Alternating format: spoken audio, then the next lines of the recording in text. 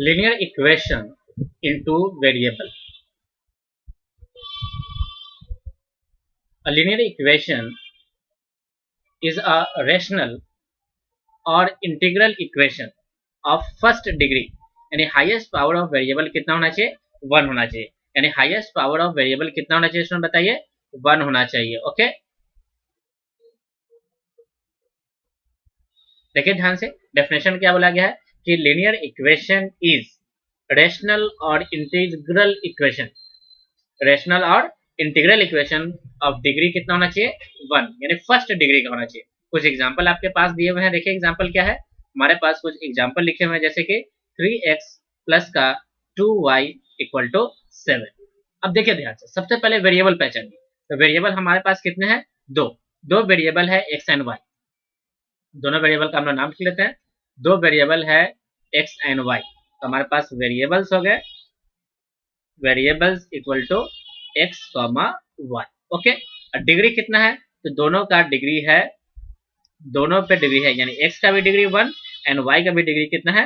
1, यानी एक्स का भी डिग्री 1 एंड वाई का भी डिग्री 1। तो ऐसे इक्वेशन को हम लोग कहेंगे linear equation in two variable. Okay, जैसे कि अदर एग्जांपल लिखा हुआ है, दूसरा एग्जांपल लिखा है, देखिए कितना, 2x माइनस का √3 इंटू वाई इक्वल टू √5। अब ध्यान से देखिए, यहाँ पे हमारे पास दो वेरिएबल है, one variable x and other variable क्या है? y, एंड दोनों के ऊपर पावर भी कितने हैं? 1। तो ये कहलाएंगे linear equation in two variable. Okay, चल, the equation is linear equation if two variables, यानी जो भी इक्वेशन है वो linear equation in two variable कहलाएगा if neither x nor y is under radical sign. Radical sign कहने का मतलब कि रूट में नहीं होना चाहिए, यानी वेरिएबल जो x एंड y है वो दोनों में से ना तो x ना तो y रेडिकल साइन के अंदर होना चाहिए। बहुत इंपॉर्टेंट बात बोला गया है कि कोई भी इक्वेशन है वो linear equation in two variable कब होगा? यदि neither x nor y is under the radical sign, वो रूट के अंदर नहीं होने चाहिए, चाहे वो स्क्वायर रूट हो, चाहे वो क्यूब रूट हो, चाहे वो nth रूट हो, यानी इस तरह के रूट के अंदर नहीं होना चाहिए। ओके, क्यूब रूट के अंदर भी नहीं होना चाहिए। फिर अगला स्टेटमेंट क्या बोला गया है? Neither X nor Y is in denominator, यानी एक्स एंड वाई में से कोई भी टर्म डेनोमिनेटर में नहीं होना चाहिए। ये linear equation in two variable नहीं बनेगा। Okay, linear equation in two variable तभी हो सकता है जब एक्स एंड वाई जो होना चाहिए वो कभी भी न्यूमरेटर में नहीं होना चाहिए। न्यूमरेटर होने का सिंपल मीनिंग हो जाता है, देखिए स्टूडेंट्स, न्यूमरेटर होने का सिंपल मीनिंग हो जाता है, जैसे मान लीजिए कि 1/x लिखा हुआ है, तो हम लोग इसको लिखेंगे x के पावर -1। अब ध्यान से देखिए, तो इस x का डिग्री कितना हो जाएगा? -1, और डिग्री कभी भी -1 नहीं होना चाहिए, डिग्री मस्ट बी 1। डिग्री कितना होना चाहिए? 1 होना चाहिए। ओके, इसलिए कभी भी ये फ्रैक्शन यानी न्यूमरेटर में नहीं लिखा जाता है। चलिए ठीक है, आगे क्या बोला गया? द एक्सपोनेंट और power of x and y in each term is 1, यानी जो भी हमारा एक्सपोनेंट है, जो भी हमारा पावर है, वो पावर दोनों ही टर्म में कितना आना चाहिए? दोनों ही टर्म में 1 आना चाहिए। दोनों ही टर्म में कितना आना चाहिए? 1। ओके, ये सारे मस्ट कंडीशन हम लोगों ने मेंशन कर लिया, यानी डिग्री कितना होना चाहिए? दोनों ही टर्म्स का 1 होना चाहिए, यानी ये कहलाता है हमारा कंडीशन। ये दोनों पॉइंट क्या कहलाएंगे स्टूडेंट बताइए? तो ये दोनों पॉइंट हमारे कहलाएंगे कंडीशन। क्या कहलाएंगे? कंडीशन। तो ये था हमारा कंडीशन, क्या था? इसको हम लोग मेंशन कर लेते हैं और इसको हम लोग यहाँ पे लिखेंगे, इसे कहा जाता है कंडीशन। क्या कहा जाता है?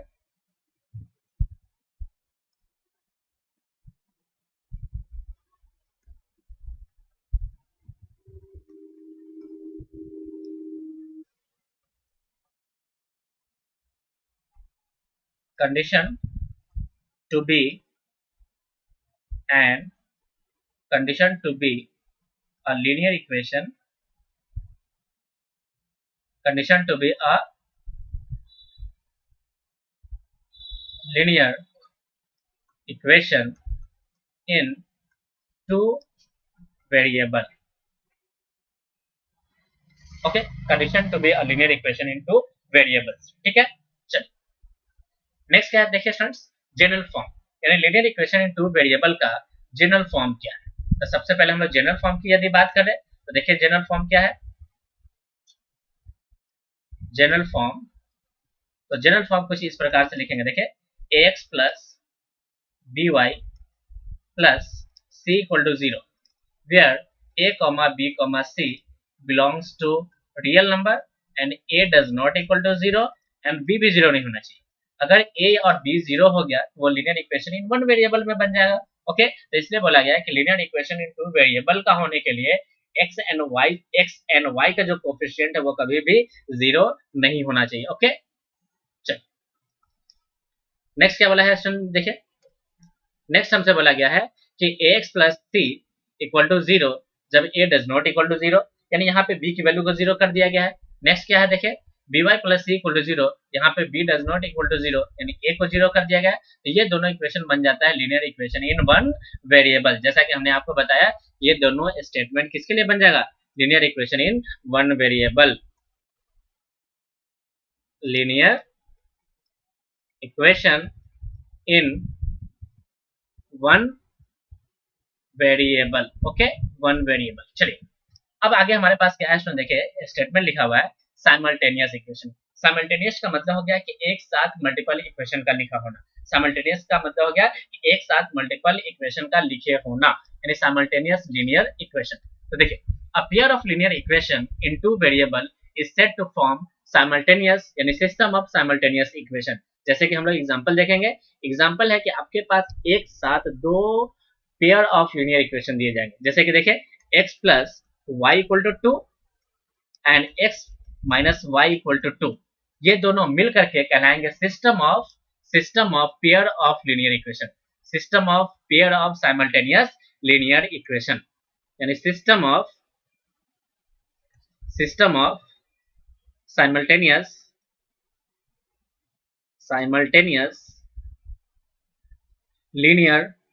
linear equation in two variables। Okay, two variables. चलिए स्टूडेंट्स हम लोग आगे बढ़ते हैं। आगे लिखा हुआ है स्टूडेंट देखिए सॉल्यूशन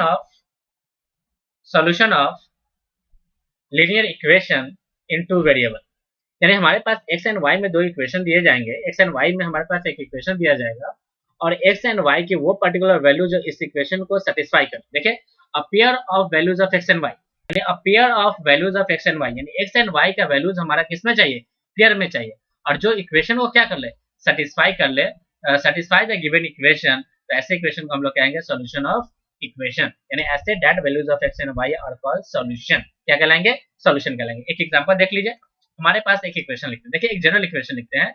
एक जनरल इक्वेशन हम लोग लिख देते हैं कुछ इस प्रकार से, देखिए x plus y equal to zero. अब ध्यान से देखिए यदि यहाँ पे x का वैल्यू 1 हो एंड y का वैल्यू -1 हो तो ये दोनों आपस में पेयर में होना चाहिए, यानी x एंड y हमेशा पेयर में आंसर देगा। ओके, यदि ये पेयर में हमारा सॉल्यूशन है इस लीनियर इक्वेशन के, या एक और पेयर हम लोग बना सकते हैं। देखिए x equal to -2 and y equal to plus का 2, ये दोनों आपस में पेयर में क्या है, लीनियर इक्वेशन, यानी पेयर में लीनियर इक्वेशन इनटू वेरिएबल के क्या है, सॉल्यूशन। ये क्या है स्टूडेंट बताइए, सॉल्यूशन है, क्योंकि ये values of x and values of y जो है वो पर्टिकुलर इक्वेशन को क्या कर पा रहे हैं, सेटिस्फाई कर रहे हैं। सेटिस्फाई करने का मतलब हो गया कि left hand side and right hand side of the equation क्या करके है, उसको बैलेंस कर पा रहे हैं। ओके, तो ये कहलाएंगे हमारे solution of linear equation in two variable. अब जब सॉल्यूशन आया है तो इन सॉल्यूशन को निकालने के हमारे पास मेथड्स भी होंगे। तो कौन कौन से मेथड्स है जहां पे यूज किया जाता है to solve the solution of linear equation in two variables. Okay, तो सिंपल देखिए, सबसे पहला हम लोग पढ़ेंगे ग्राफिकल मेथड। कौन सा मेथड पढ़ेंगे, ग्राफिकल मेथड, यानी graphical method of solution of pair या साइमल्टेनियस लीनियर इक्वेशन। हमारे पास दो इक्वेशन दिए जाएंगे। Graphical method of the solution of pair of linear equation, जैसे कि देख लीजिए हमारे पास इक्वेशन दिया हुआ है ax plus by plus c equal to zero, जहां पे a does not equal to zero and b does not equal to zero. यदि कोई भी वैल्यू जीरो हो जाता है तो पेयर ऑफ लीनियर इक्वेशन ना रह करके वो बन जाएगा सिंपल लीनियर इक्वेशन। ओके, सबसे पहला स्टेप क्या है, सबसे पहला स्टेप बोल रहा है कि सबसे पहले आप वहां से y की वैल्यू को निकाल लें, यानी y की वैल्यू निकालने का सिंपल सा क्या तरीका है, देखिए y की वैल्यू हम लोग किस प्रकार से निकालेंगे। यदि हमारे पास इक्वेशन दिया हुआ है, देखिए ax प्लस का by प्लस का c इक्वल टू जीरो, तो हम लोग क्या करेंगे, y को यही छोड़ देंगे और ये टर्म को उस तरफ भेजेंगे, तो ये बन जाएगा -x माइनस के c। अब यहाँ से यदि हम लोग माइनस कॉमन ले ले तो ये बन जाएगा ax प्लस का c।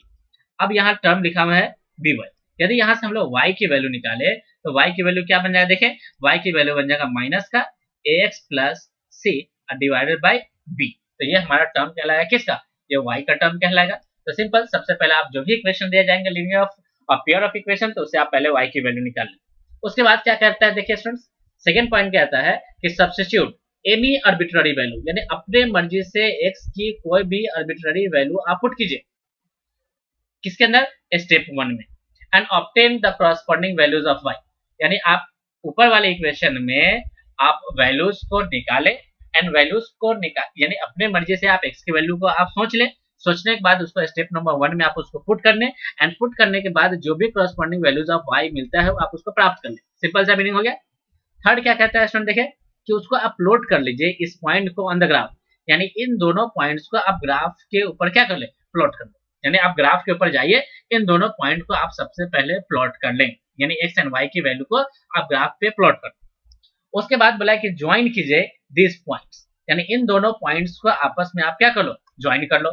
ज्वाइन करने के बाद क्या है, देखिए the line thus obtain is required graph of x plus by plus C equal to 0, यानी ये जो लाइन बनेगा, this line obtain is the required graph of x plus b plus C equal to 0। Okay, simple सा meaning है,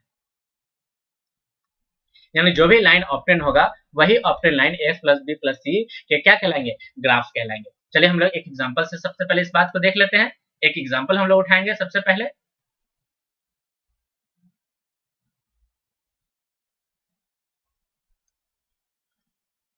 चलिए सबसे पहले हम लोग एक एग्जांपल देखते हैं। देखिए ग्राफ किस प्रकार से बनाएंगे, सबसे पहले यानी हमें ग्राफ ड्रॉ करना है। देखिए ग्राफ ऑफ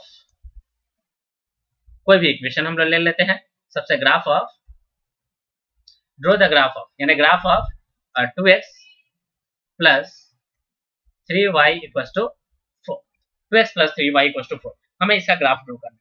तो सबसे पहले यहाँ से हमें क्या निकालना होगा स्टूडेंट्स, y की वैल्यू निकालना होगा। एक एक स्टेप हम लोग फॉलो करेंगे। तो सबसे पहला बोला है कि y की वैल्यू निकालिए, तो y की वैल्यू हम लोग किस प्रकार से निकालेंगे, देखिए 3y equal to minus 2x plus का 4।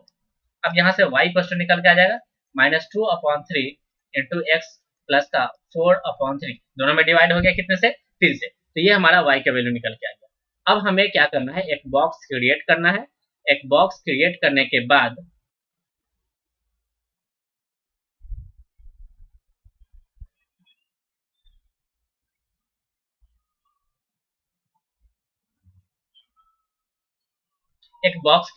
बाद हमें अपनी मर्जी से x की वैल्यू सोचना है। आप अपने मर्जी से x की वैल्यू 0 सोच लिए और अपने मर्जी से x की वैल्यू 1 सोच लिए।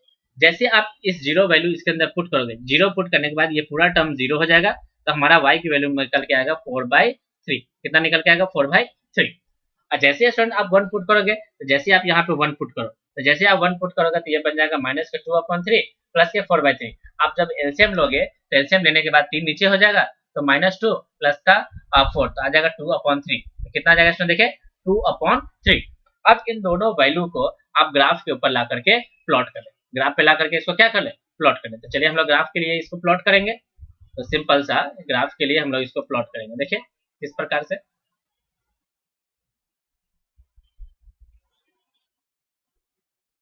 यहाँ पे हम लोग रखेंगे x एक्सिस, यहाँ पे हम लोग रखेंगे y एक्सिस। सबसे पहले x का वैल्यू 0 तो y 4/3, x का वैल्यू 0 तो y की वैल्यू यहाँ पे हो जाएगा 4/3। देखिए x का वैल्यू 0 तो y का वैल्यू हो गया 4/3। इस वैल्यू को हम लोग मिला लिए। चलिए सेकंड क्या है, x का वैल्यू 1 तो y का वैल्यू 2/3, x का वैल्यू 1 तो y का वैल्यू 2/3, यानी बस 1 से छोटा, यानी कहीं यहाँ पे देखिए x का वैल्यू 1 तो y का वैल्यू 2/3। अब ये जो लाइन, ये जो दोनों पॉइंट्स है, आप इन दोनों पॉइंट्स को आपस में मिला ले, आपस में क्या कर ले, मिला ले। देखिए दोनों पॉइंट्स आपस में मिल जाएंगे। तो ये जो लाइन बना, ये लाइन कहलाता है graph of 2x plus 3y equal to 4। किसका ग्राफ है, ये ग्राफ है 2x plus 3y equal to 4, 2x plus 3y equal to 4, 2x plus 3y equal to 4 का ये ग्राफ होगा। सिंपल। अब देखिए स्टूडेंट्स, कुछ शॉर्टकट मैं बताऊंगा जिससे कि आप ग्राफ को आसानी से ड्रॉ कर पाओगे। देखिए शॉर्टकट्स क्या है,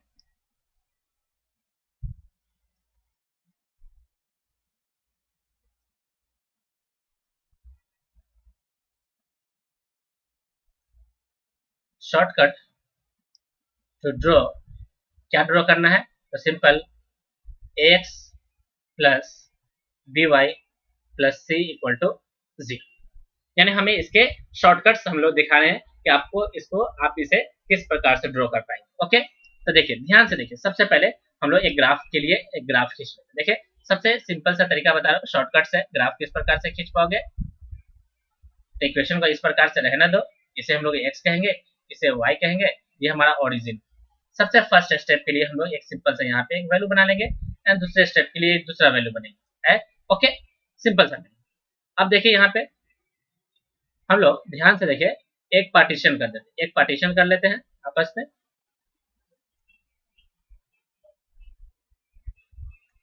हम लोग एक पार्टीशन कर लेते हैं बिल्कुल आसानी से। आप हमेशा इस नियम का आप यूज करें, एक पार्टीशन कर।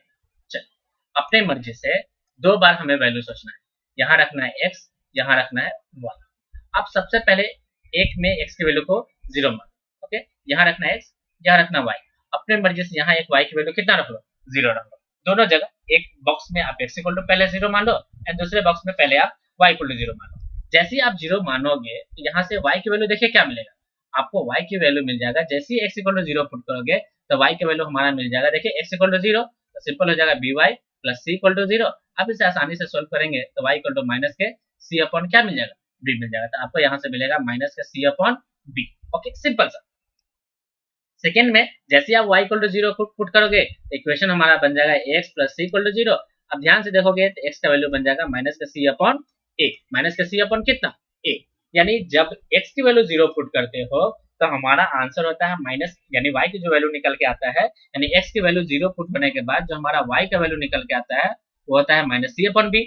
जब आप y की वैल्यू 0 पुट करते हो तो x की वैल्यू होता है माइनस के c अपॉन a। सिंपल सा मीनिंग है, आप इस वैल्यू को याद कर ले, माइनस के c अपॉन a। अब प्लस एंड माइनस के अकॉर्डिंग हमारे पास दो आंसर आएंगे। सेम मान लीजिए कि पहला आंसर हमारा यहाँ पे है, जब x की वैल्यू 0 तो y की वैल्यू कुछ यहाँ पे आ गया।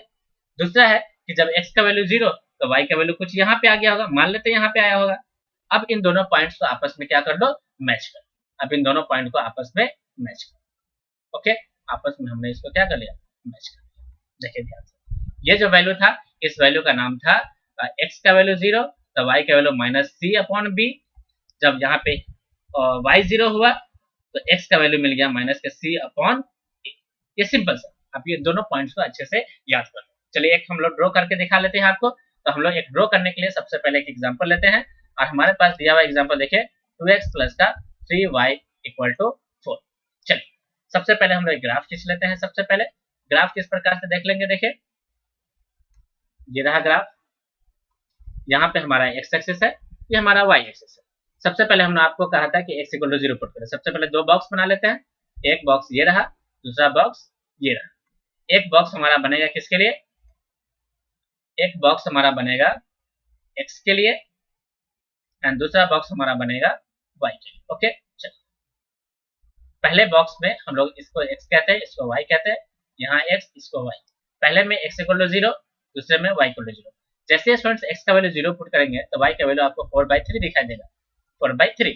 दूसरे में जैसे students y equal to 0 put करेंगे तो x का वैल्यू आपको 2 दिखाई देगा। तो चलिए हम लोग x की वैल्यू 0 तो y की वैल्यू 4/3, x की वैल्यू 0 तो y की वैल्यू 4/3। चलिए यहाँ पे आ गया। दूसरा क्या है देखें, x का वैल्यू 2 तो y का वैल्यू 0, x का वैल्यू 2 तो y का वैल्यू 0, यानी 2 तो 0। अब इन दोनों से एक लाइन आप ड्रॉ कर लो, दोनों से एक लाइन आप ड्रॉ कर लो, सिंपल सा मीनिंग है।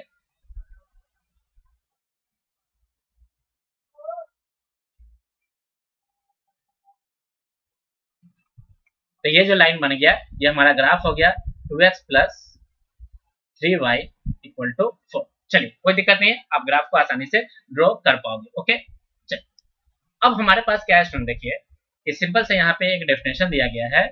डेफिनेशन क्या है, ये जो हमारा साइमल्टेनियस सिस्टम है, साइमल्टेनियस लीनियर इक्वेशन है, यानी simultaneous linear equation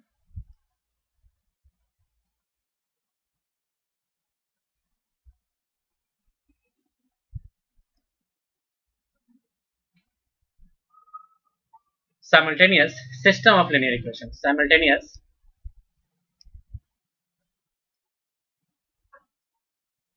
system of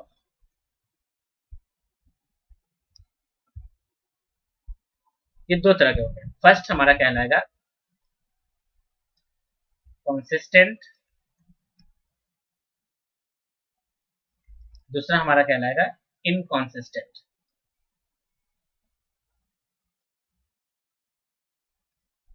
एक होगा कंसिस्टेंट सिस्टम और दूसरा होगा इनकंसिस्टेंट सिस्टम। कंसिस्टेंट सिस्टम के अंदर डेफिनेशन क्या बोला गया है, तो देखिए कंसिस्टेंट सिस्टम के अंदर डेफिनेशन बोला गया है, सिंपल बेसिक डेफिनेशन बोला गया, a system of simultaneous linear equation is said to be consistent. वो कंसिस्टेंट कब कहलाएगा, if it has at least, यानी कम से कम कितने सॉल्यूशन हो, वन सॉल्यूशन, या तो एक सॉल्यूशन हो जाए और नहीं तो इनफाइनाइटली मेनी सॉल्यूशन हो जाए। सिंपल सा मीनिंग है। तो इसका मीनिंग है this implies that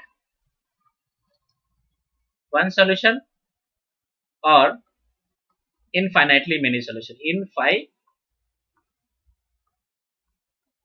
infinitely many solution। Okay, जब वन सॉल्यूशन हो जाए या इनफाइनाइटली मेनी सॉल्यूशन हो जाए, वन सॉल्यूशन का स्टूडेंट्स हम लोग कहते हैं यूनिक सॉल्यूशन। क्या नाम देते हैं, unique solution, unique solution. Okay, second है हमारा इनकंसिस्टेंट। इनकंसिस्टेंट के अंदर क्या बोला गया, इसमें देखिए इनकंसिस्टेंट के अंदर कहा गया है, इनकंसिस्टेंट सिस्टम को कहा गया a system of simultaneous linear equation is said to be inconsistent if if if it has, देखिए इट हैज नो सॉल्यूशन, यानी जब आपके पास कोई भी सॉल्यूशन नहीं मिले, जब एक ऐसा सिस्टम ऑफ लीनियर इक्वेशन दिया जाए जब आपको कोई भी सॉल्यूशन नहीं मिले, तो उसको हम लोग कहते हैं inconsistent system of linear equation. अब ध्यान से देखिए students, system of linear equation यानी system of simultaneous linear equation को पहचानने के लिए कि ये कंसिस्टेंट है या इनकंसिस्टेंट है, बात आया कि पहले तो सॉल्यूशन होने चाहिए, सॉल्यूशन एक हो या एक से अधिक हो उससे कोई मतलब नहीं है, वो कहलाएंगे कंसिस्टेंट। सेकेंड पॉइंट क्या है, इनकंसिस्टेंट कब कहलाएगा, जब सिस्टम के पास कोई सॉल्यूशन नहीं हो, यानी नो सॉल्यूशन हो जाए। अब इसके लिए कंडीशन बनाया गया है। कंडीशन क्या है फ्रेंड्स, हम लोग इस पे एक बार थोड़ा सा चर्चा करेंगे। क्या है कंडीशन, देखिए सबसे पहले हम लोग इसके लिए कंडीशन यूज कर लेते हैं, बहुत ही इंपॉर्टेंट है, इससे लगातार सवाल पूछे जाएंगे। ओके, कंडीशन, कंडीशन में हम लोग एक तरफ दो एरो बना लेते हैं। सबसे पहले दो एरो बनाएंगे, दोनों तरफ हम लोग कंडीशन में एरो बनाते हैं। देखिए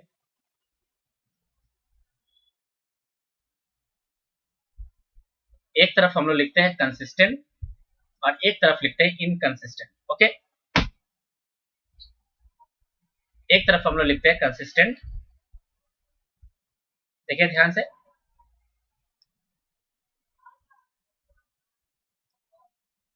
कंसिस्टेंट सिस्टम, और एक तरफ हम लोग लिखेंगे इनकंसिस्टेंट सिस्टम।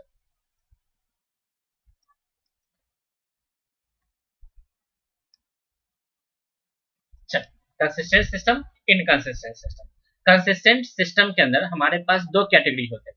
कितने कैटेगरी होते हैं इसमें, देखें दो कैटेगरी, तो इसको हम लोग दो हिस्से में डिवाइड कर लेते हैं। कंसिस्टेंट सिस्टम को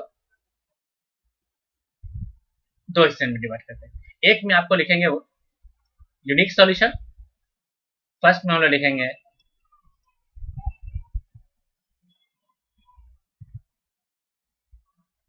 यूनिक सॉल्यूशन और दूसरे में लिखेंगे हम लोग इनफाइनाइट सॉल्यूशन, इनफाइनाइट सॉल्यूशन। एक तरफ यूनिक सॉल्यूशन, एक तरफ इनफाइनाइट सॉल्यूशन। किसके अंदर रखा गया, ये कंसिस्टेंट के अंदर रखा गया। अब दोनों के लिए हम लोग पेयर क्या बनाएंगे, देखिए हमारे पास दो इक्वेशन है, देखिए कौन कौन से। एक इक्वेशन लिखा हुआ है a1x प्लस का b1y प्लस का c1 इक्वल टू 0, एंड दूसरा इक्वेशन लिखा हुआ है a2x प्लस का b2y प्लस का c2 इक्वल टू 0। अब कंसिस्टेंट होने के लिए जिसमें हमारे पास वन सॉल्यूशन हो, तो उसके लिए कंडीशन बनाया गया, देखिए a1 upon a2 does not equal to b1 upon b2। Simple सा meaning, a1 upon a2 does not equal to b1 upon b2। अब नो सॉल्यूशन है, तो नो सॉल्यूशन है इस केस को हम लोग कहा गया है, इस केस को कहा गया है नो सॉल्यूशन का केस, नो सॉल्यूशन। अब नो सॉल्यूशन है फ्रेंड्स, तो सिंपल सा मीनिंग है नो सॉल्यूशन के केस में हम लोग क्या करेंगे, कंडीशन क्या बनाएंगे, तो कंडीशन बनेगा, देखिए क्या है a1 upon b1 equal to sorry a1 upon a2 a1 upon a2 a1 upon a2 equal to b1 upon b2 equal to c1 upon c2। Okay, simple सा। तो ये नो सॉल्यूशन का कंडीशन है। और इनफाइनाइटली मेनी सॉल्यूशन के लिए जो condition बनेगा वो a1 upon a2 a1 upon a2 equal to b1 upon b2 and does not equal to c1 upon c2। ये कंडीशन है किसके लिए? Infinite solution. यदि स्टूडेंट्स हम लोग ग्राफ को देखें, इसी ग्राफ को देखें तो ग्राफ कुछ इस प्रकार से बनेंगे। देखिए इससे ग्राफ जो आप बनाएंगे तो ग्राफ कुछ इस प्रकार से बनाएंगे। हम लोग 3 ग्राफ देते हैं और तीनों ग्राफ को आप ध्यान से देखें।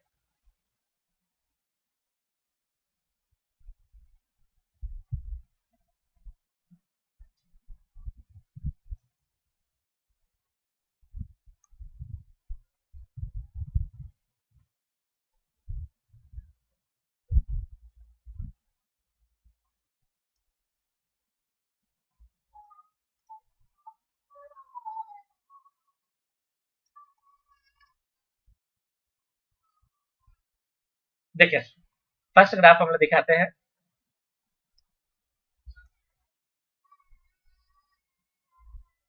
मान लेते हैं ये ग्राफ है, इसके अंदर ग्राफ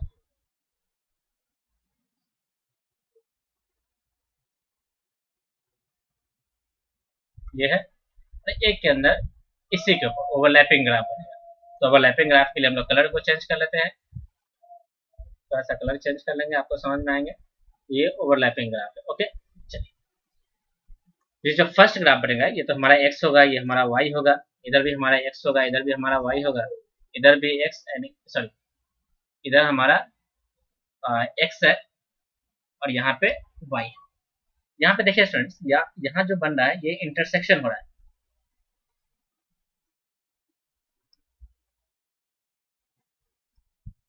इंटरसेक्शन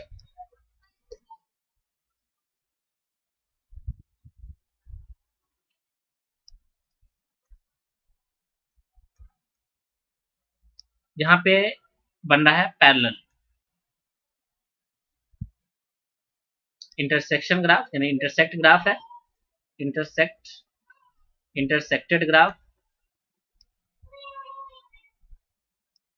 यहाँ पे पैरेलल ग्राफ है। यहाँ पे ग्राफ जो है वो क्या कहते हैं उसको, वो ग्राफ जो है कॉन्साइडिंग ग्राफ है, coinciding.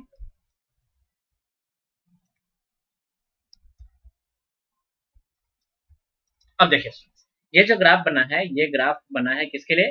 a1 upon a2 does not equal to b1 upon b2 के लिए। यानी ये जो ग्राफ बना है वो सिंपल किसके लिए है? सिंपल है यूनिक सॉल्यूशन के लिए। किसके लिए है? Unique solution, unique solution. अब वो सॉल्यूशन क्या होगा? ये जो इंटरसेक्शन है, यही इंटरसेक्शन इसका कहलाएंगे यूनिक सॉल्यूशन। ओके, सिंपल समझे, ग्राफ का आप आसानी से समझे। अच्छा, पैरेलल ग्राफ के केस में क्या होगा? इसमें देखिए a1 upon a2 equal to b1 upon b2 does not equal to c1 upon c2। ये ग्राफ हो गया इनफाइनाइट सॉल्यूशन के लिए। किसके लिए?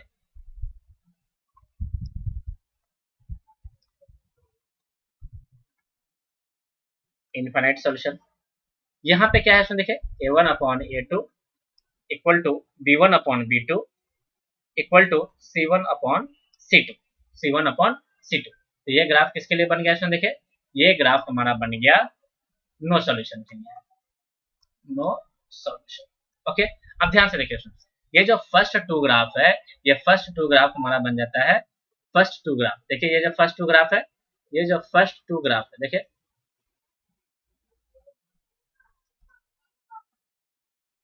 और एक ग्राफ मेरा इकलौता ये है। ध्यान से देखिए, इसको एक ग्राफ बना लेते हैं। तो ये जो फर्स्ट ग्राफ बन गया, ये फर्स्ट ग्राफ हमारा बन गया किसके लिए? फर्स्ट ग्राफ है हमारा consistent solution,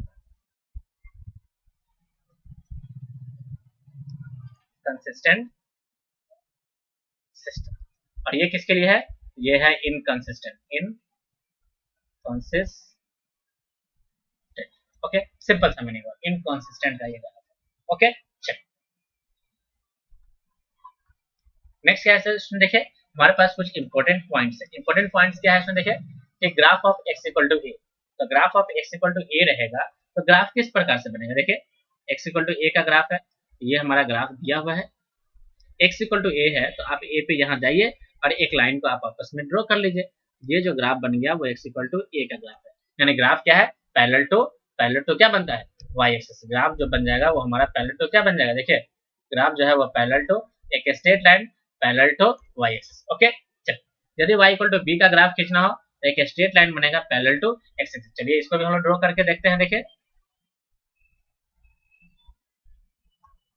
parallel to x axis, parallel to, देखिए यहाँ पे पैरेलल टू x एक्सिस एक लाइन ऐसे बन गई। ये जो लाइन बन गया वो x इक्वल टू a का है, ये जो लाइन बन गया वो y इक्वल टू कितने का है, a का या b का कहते हैं, यहाँ b बोला गया है तो हम लोग b मान लेते हैं। y इक्वल टू कितने का है, b का है, ये x एक्सिस होता है और ये y एक्सिस होता है। अच्छा, the graph of y equal to 0 is, देखिए अगर y इक्वल टू 0 हो जाए तो ग्राफ हमारा क्या होगा, and graph of x equal to 0, तो सिंपल सा है, देखिए